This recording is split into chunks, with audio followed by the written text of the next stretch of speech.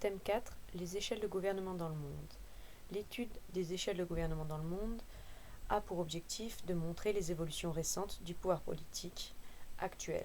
À côté de l'État-nation, des formes régionales et globales de gouvernance ont émergé.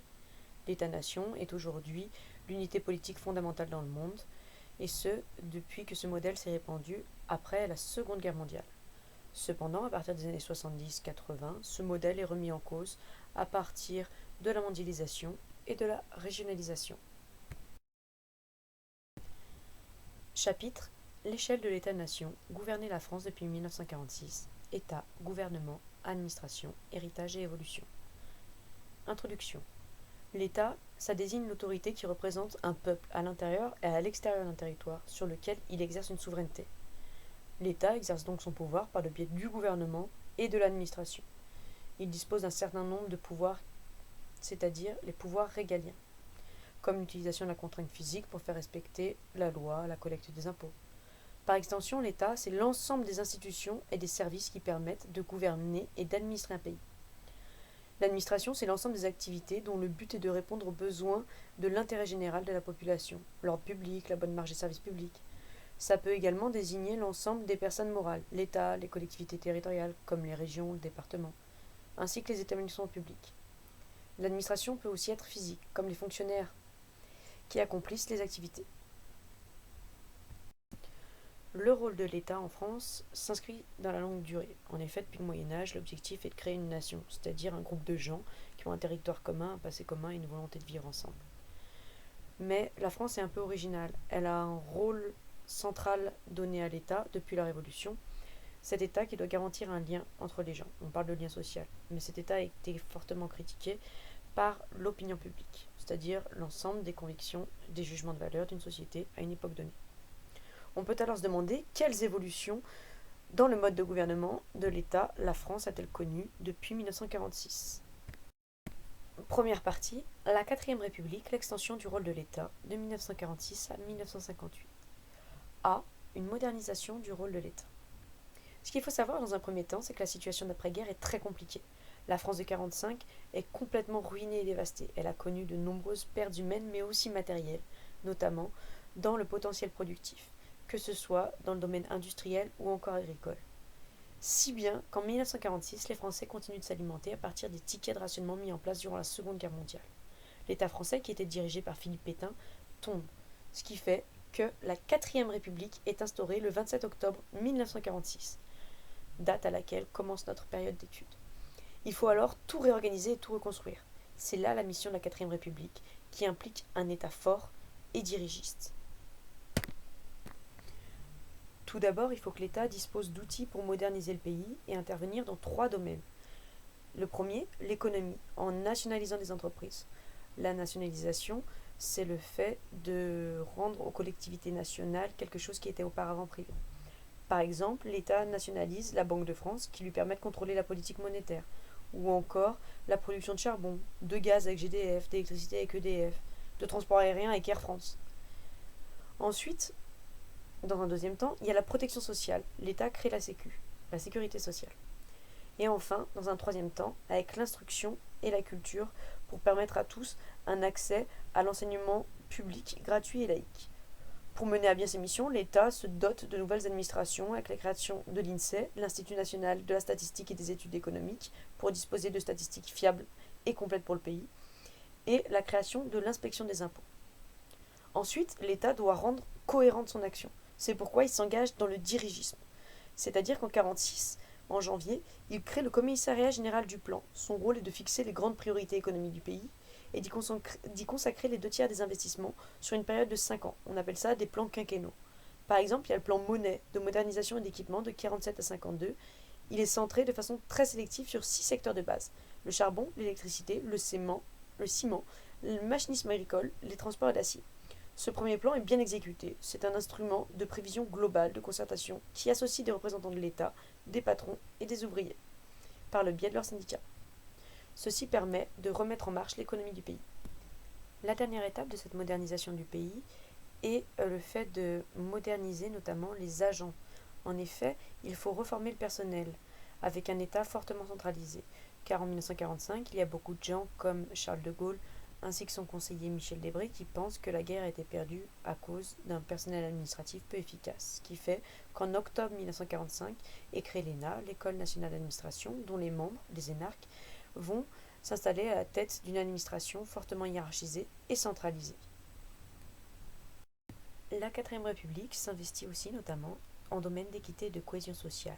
En effet, au sortir de la Seconde Guerre mondiale, il y a besoin d'une unité entre les Français qui se sont sentis divisés entre résistants, collaborateurs et attentistes. Il faut un sentiment d'unité nationale. Pour cela se met en place une politique d'État-providence qui répond à cet objectif de cohésion. L'État-providence, d'inspiration keynésienne, a pour but d'améliorer le niveau de vie des Français par une politique redistributive et une meilleure protection sociale. Ce qui fait que la sécurité sociale est créée en octobre 1945. Elle protège les salariés contre la maladie, l'invalidité. Il y a d'autres politiques pour le bien-être des individus, comme les allocations familiales qui ont pour objectif de relancer les naissances en donnant de l'argent à partir de 2 enfants. Ou alors la création des comités d'entreprise pour prendre en compte le bien-être des ouvriers en 1946. En 1950, il y a la création du salaire minimum. En 1956, le minimum vieillesse. En bref, il y a une prise en compte du bien-être des individus par la quatrième République pour une mise en place d'un État-providence. Les bilans de la quatrième République. Si d'un point de vue économique c'est un réel succès, car la France s'est rapidement reconstruite et modernisée, avec une production industrielle qui dépasse de 30% celle de 1938, de grands travaux réalisés comme les centrales électriques, le réseau ferroviaire Paris-Lyon-Marseille, nous entrons même dans la période que l'historien Jean Fourastier appelle les 30 glorieuses, période de forte croissance économique et d'amélioration des conditions de vie, entre 1946 et 1975. L'administration s'est elle aussi modernisée, renforcée et rationalisée. Cependant, il y a une instabilité gouvernementale chronique qui conduit à la chute de la quatrième République. On parle de valse des ministères en raison des institutions. En effet, l'Assemblée nationale, elle dispose de pouvoirs importants. On parle de régime parlementaire. Cette Assemblée nationale est élue au scrutin proportionnel. Le scrutin proportionnel, ça permet une représentation au Parlement d'une multitude de partis.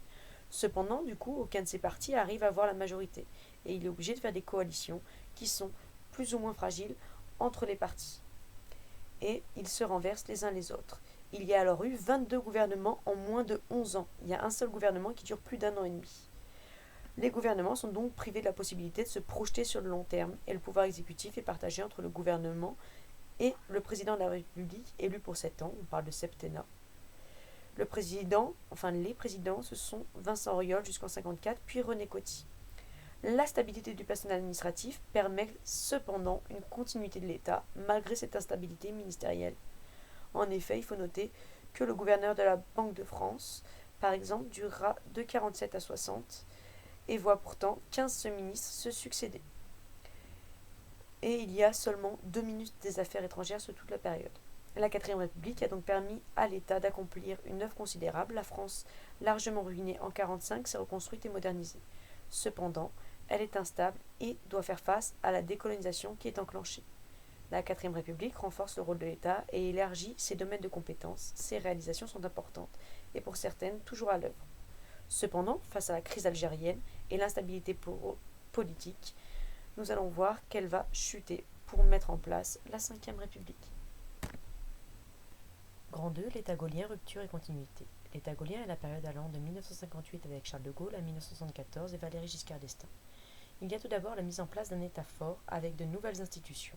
Le chef de l'État dispose de pouvoirs qui sont accrus.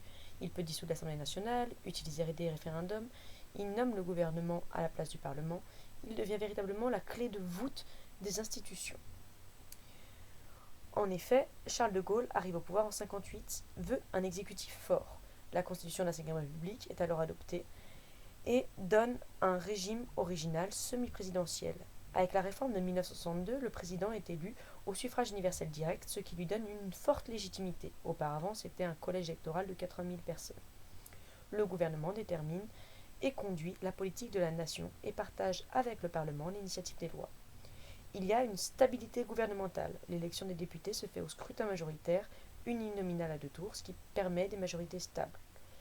Et donc le développement d'une bipolarisation de la vie politique, ce que l'on appelle de nos jours la droite et la gauche.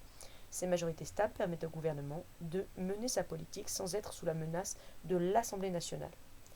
Il y a eu différents présidents durant la Cinquième République. Charles de Gaulle, de 58 à 69, Pompidou, de 69 à 74, Valéry Giscard d'Estaing, de 74 à 81, puis Mitterrand, 81-95, Jacques Chirac, 95 à 2007, Sarkozy, 2007-2012, Hollande, 2012-2017, et depuis 2017, Emmanuel Macron.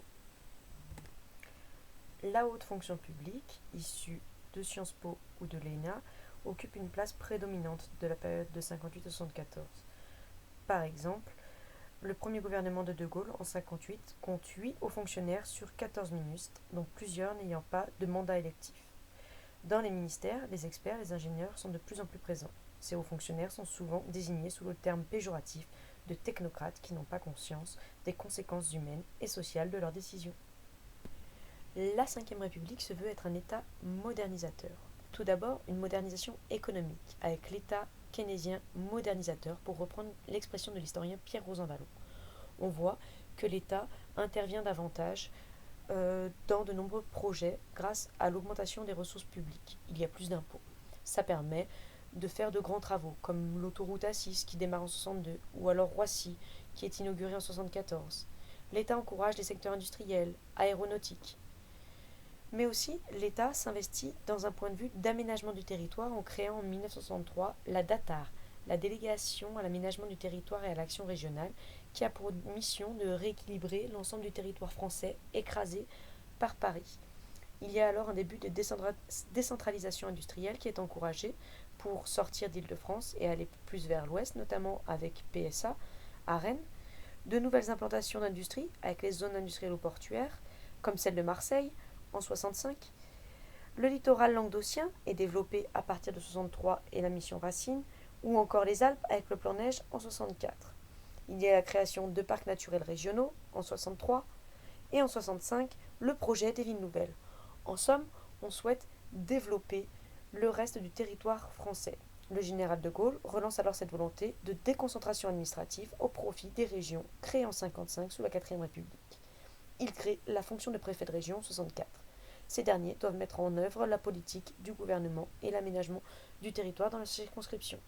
La Ve République connaît des transformations sociales importantes avec la création de la NPE en 1967, actuel Pôle emploi, ou avec les accords de Grenelle en 1968, qui permettent l'augmentation des salaires, la 4e semaine de congés payés, et en 1969, une formation professionnelle.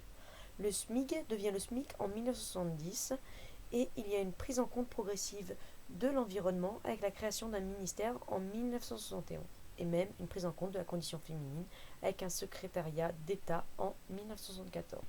La Ve République se retrouve face à une partie de l'opinion publique en mai 1968.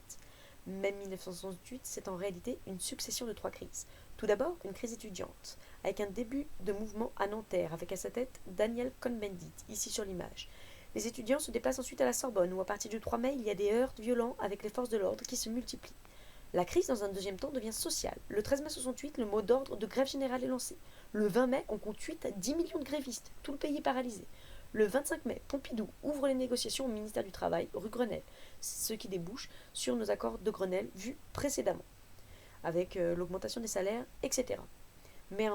Mais c'est aussi dans un troisième temps une crise politique. Charles de Gaulle, il apparaît dépassé par tous ces événements et il disparaît même 24 heures le 29 mai. Quand il réapparaît, le 30, il dissout l'Assemblée nationale. Ces crises sont en réalité une remise en cause du pouvoir et de la société, une remise en cause du système économique. En effet, on est à l'essoufflement des 30 glorieuses. Une grande partie des travailleurs, soit 2 millions, sont payés au SMIC, ce qui montre une certaine précarité. Et d'autre part, il y a un grand nombre de chômeurs, ce qui justifie la création de la NPE. Mais c'est aussi une remise en cause politique, avec l'ORTF qui est fortement critiqué pour son contrôle des médias, mais aussi Charles de Gaulle en lui-même qui engendrerait beaucoup de censure, et aussi une remise en cause sociale. Les années 60 sont celles marquées par l'affirmation de la jeunesse qui s'oppose au conservatisme de la société et au manque de liberté. Une partie de la jeunesse radicalisée regarde avec fascination les mouvements révolutionnaires du tiers-monde, comme avec le Che Guevara, Fidel Castro ou Ho Chi Minh. Donc si la Ve République a permis de renforcer le rôle de l'État et de moderniser le pays, avec un aménagement du territoire, l'État gaullien, qui prolonge l'action commencée dans la 4ème République, commence à être critiqué et même remis en question, notamment avec la récession économique à partir de 1974. Troisième partie, une remise en cause du rôle de l'État depuis 1974, avec la fin des Trente Glorieuses et la montée de la contestation. En effet, la crise économique déclenchée dans les années 70 marque la fin des Trente Glorieuses. En 1973, un choc pétrolier engendre l'affirmation du néolibéralisme, qui dénonce l'interventionnisme jugé trop coûteux de l'État. Les néolibéraux souhaitent redéfinir les missions de l'État au moment où le premier choc pétrolier de 1973 réduit ses marges de manœuvre. L'élection d'un homme de droite libérale, Valéry Giscard d'Estaing, en 1974, inaugure une politique plus libérale. Avec lui, on voit la réapparition d'un libéralisme à la française. Une critique de l'État se développe. Il n'est plus identifié à l'intérêt général et est présenté comme inefficace et coûteux. Durant les années 80, le contexte international est clairement au libéralisme et au retrait de l'État. Par exemple, au Royaume-Uni avec Margaret Thatcher ou Reagan aux États-Unis. Sous le septennat de Valéry Giscard d'Estaing, on passe donc à plus de liberté pour les entreprises et faire des économies pour l'État, avec un plan de rigueur. En 1981, il y a un changement avec l'arrivée de la gauche au pouvoir. Le socialiste François Mitterrand est élu président de la République et selon la gauche, la crise économique s'explique par le retrait de l'État entamé lors du septennat précédent. Il renoue donc avec les principes keynésiens d'interventionnisme. Il y a un retour éphémère à un État fort. Mitterrand est élu grâce à une campagne promettant un retour de l'État. Il prend une série de mesures phares en 81 et 82, avec des nationalisations de banques, de grands groupes industriels comme Saint-Gobain, Rhône-Poulenc, Paribas ou Suez. L'État a désormais la maîtrise du tiers du chiffre d'affaires de l'industrie, ce qui représente 17% du produit national brut, 85% du crédit et 90% des dépôts bancaires. Mitterrand augmente le SMIC de 10%, fait passer la semaine de travail à 39 heures, la retraite à 60 ans, met en place des allocations et un minimum vieillesse. La gauche entreprend aussi une ambitieuse politique culturelle. Il crée la fête de la musique en 82, le musée d'Orsay en 86, la pyramide du Louvre en 89, l'Opéra Bastille, les inaugurations de la bibliothèque François Mitterrand. Mais dès 83, sous la pression de ses partenaires européens, le gouvernement de Pierre Mauroy doit adopter une politique de rigueur et réduire les dépenses publiques. Pierre Mauroy, c'est le Premier ministre de Mitterrand. Ce tournant est perçu comme un constat de faiblesse de l'État. D'autre part, il faut dorénavant gouverner avec l'opinion publique puisqu'en 81, la gauche libéralise les médias, la radio et la télévision. Ceci contribue à la formation et à l'expression de l'opinion publique. Les gouvernements successifs ne parviennent pas à résoudre les difficultés économiques, ce qui engendre une montée des mécontentements, ce qui se traduit régulièrement par des changements de majorité. Cela témoigne du rôle et du doute de l'opinion publique envers la classe politique. Le pays connaît ainsi plusieurs alternances et 3 cohabitations. En 86, en 88 et en 95. Il y a un recul de l'État plus net à partir du milieu des années 80. En 86, la droite gagne les élections législatives, le gouvernement de Jacques Chirac s'érige contre le dirigisme économique, privatise les entreprises que Mitterrand avait nationalisées et prend des mesures libérales. Par exemple, il supprime l'autorisation administrative de licenciement.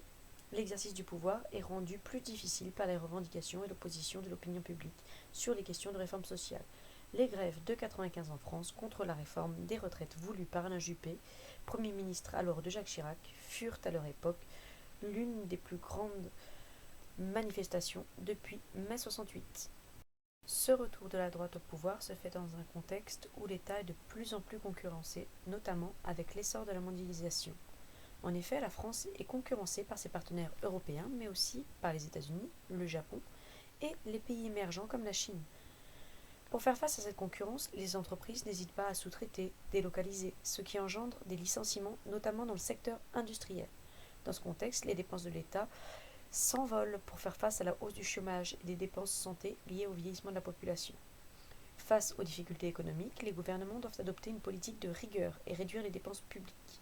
Avec le retour de la droite, donc Jacques Chirac, il s'inspire du modèle anglo-saxon de rigueur néolibéral de Margaret Thatcher, avec des privatisations. Ceci est poursuivi par Nicolas Sarkozy à partir de 2007, qui lui engage une réduction du nombre de fonctionnaires et des dépenses de santé sans précédent en France, ce qui engendre une contestation forte de l'opinion publique. À partir des années 90, la fonction publique est elle aussi de plus en plus critiquée. Sa lourdeur, son incapacité à se réformer, son coût. En 96, Alain Juppé, Premier ministre, dira même « Je préfère une fonction publique moins nombreuse et plus efficace qu'une fonction publique qui fait de la mauvaise graisse ». Durant le mandat de Sarkozy, de 2007 à 2012, la volonté de réduire les effectifs de la fonction publique est constante. Il y a un non-remplacement des fonctionnaires partant à la retraite. Cette politique de réduction des effectifs se poursuit aujourd'hui sous le mandat d'Emmanuel Macron, et ceci a été continué par François Hollande. L'État est de plus en plus concurrencé aussi par la construction européenne débutée dans les années 50, qui se traduit par l'abandon d'une part croissante de la souveraineté au profit des institutions communautaires. Le désengagement de l'État se multiplie, car 25% des lois françaises sont simplement la transcription des directives européennes. Par exemple, le traité de Maastricht en 1992 fixe le calendrier pour parvenir à une monnaie unique. Des critères de convergence doivent être respectés. Le déficit budgétaire doit être inférieur à 3% du PIB. L'euro, mis en place en 2002, monnaie forte et solide, est capable de rivaliser avec le dollar. Mais cette monnaie forte réduit les exportations en rendant les produits français moins compétitifs. Cette intégration, une gouvernance supranationale, est mal vécue par une partie de l'opinion publique qui y voit une perte de souveraineté et la cause de toutes les difficultés du pays. Ainsi, le traité de Maastricht est adopté par référendum à une faible majorité, mais celui de la Constitution européenne est refusé par 54,7% des Français en mai 2005. Et enfin, l'État est contesté par la mise en œuvre de la décentralisation. D'après Jean-Jacques Servan-Schreiber, il y a une exception française entre Paris et la province. En effet, le terme province n'existe qu'en français. Il y a un hypercentralisme français qui est néfaste, où tout est centré sur Paris. L'État s'évertuerait à tuer toute velléité d'autonomie locale pour conserver le monopole du pouvoir, donc sur Paris, où tous les territoires locaux sont gérés maladroitement depuis la capitale. Les lois Defferre donnent aux collectivités territoriales, la région, le département, une plus grande autonomie. Le contrôle de l'État sur leurs décisions n'est plus effectué a priori, mais a posteriori, depuis Paris. Ce faisant, elle se rapproche des lieux de décision des citoyens, qui en bénéficient. Sous cette impulsion, la loi de décentralisation est votée en 1982. Elle transfère aux élus locaux des pouvoirs et des compétences qu'ils revendiquaient depuis longtemps. C'est une rupture avec le centralisme, le jacobinisme évoqué précédemment. Elle pose le principe de la libre administration des collectivités territoriales, communes, départements et régions. Mais il faut attendre 86 pour que les conseillers régionaux soient élus au suffrage universel direct. Ainsi, la formation professionnelle, l'apprentissage et la gestion matérielle des lycées sont les principaux domaines d'intervention des régions. L'action sociale, l'entretien et la rénovation des collèges incombent au département. En 2003, le transfert des compétences se poursuit grâce à une réforme constitutionnelle. Les collectivités peuvent désormais organiser des référendums locaux et sont financièrement autonomes. Il en va de même pour les liens avec l'outre-mer qui est transformé.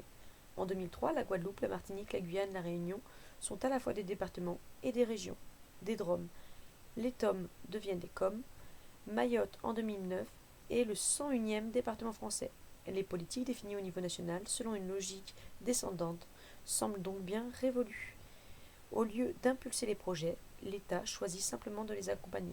En 2016, le nombre de régions a même diminué, passant de 22 à 13 en métropole. L'objectif est de construire des régions plus puissantes et de réduire les coûts de gestion pour l'État. Cependant, le recul du rôle de l'État est à nuancer. En effet, il y a une stabilité des institutions. Depuis 2000, le mandat présidentiel est réduit à 5 ans, avec la tenue des élections législatives quelques semaines après les présidentielles. Une cohabitation devient alors improbable, renforçant de fait le pouvoir présidentiel. De plus, avec le quinquennat, le Premier ministre voit son mandat aligné à celui du président. Il devient alors son délégué, chargé de s'occuper des affaires qu'il veut bien lui confier. D'autre part, l'État conserve une action importante. Il y a toujours un poids très fort des prélèvements obligatoires, impôts et cotisations, représentant 42% du produit intérieur brut en 2010. Il y a un rôle majeur de l'État, y compris dans l'économie, et de nouveaux domaines comme l'environnement. L'activité législative est importante, tout comme l'activité réglementaire. Il y a plus de 5 millions de fonctionnaires en 2009, soit 20% de l'emploi total en France. Des mesures d'État-providence sont encore prises.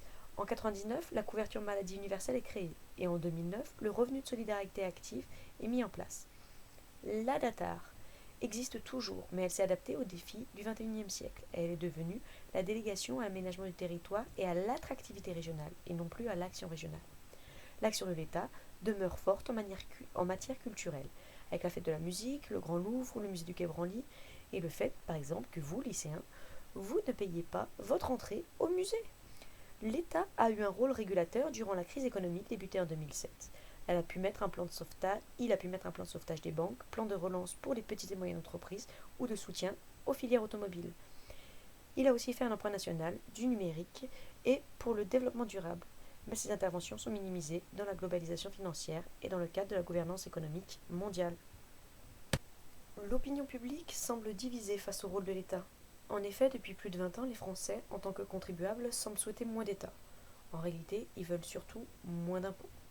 En même temps, leur demande de services publics est croissante. Plus la société devient individualiste, plus la demande d'État est forte. C'est-à-dire qu'on veut de l'aide dans le domaine de l'enfance, de la santé, de la sécurité alimentaire, de l'environnement, de l'énergie ou encore du logement. Or, ce sont les impôts qui permettent de financer tout cela. De plus, face aux effets de la crise, de nombreux secteurs, comme l'agriculture, les taxis, la sidérurgie, appellent l'État à l'aide en lui demandant de prendre des mesures pour sauver des emplois, en nationalisant des entreprises, en créant des lois, des aides. Attachée au modèle social français, une partie de l'opinion publique refuse la mondialisation et s'oppose aux réformes de la société. Des manifestations massives ont lieu contre la réforme de retraite en 2003 ou encore plus récemment avec la loi travail en 2016 qui est poursuivie par Emmanuel Macron en 2017. En conclusion, l'interventionnisme de l'État recule avec la mondialisation et l'Europe, mais aussi avec les compétences nouvelles des collectivités territoriales. Les Français semblent donc attachés à un modèle étatique original, interventionniste et libéral à la fois. Il faut voir dans ce poids de l'État une particularité française qui plonge ses racines dans le temps long de notre histoire et qui fait notre identité nationale. Depuis 1946, l'État a redéfini ses missions. De modernisateur, il est devenu incitateur. Il donne aujourd'hui plus de place aux institutions supranationales, comme l'Union européenne, et infranationales, comme les collectivités territoriales. Cette remise en cause de l'État peut être vue comme une volonté idéologique de libéraux, mais c'est surtout le résultat d'une crise des finances publiques à laquelle la France doit trouver des solutions. Intervenir ou alors rester plus libérale. J'espère que vous aurez regardé toute la vidéo.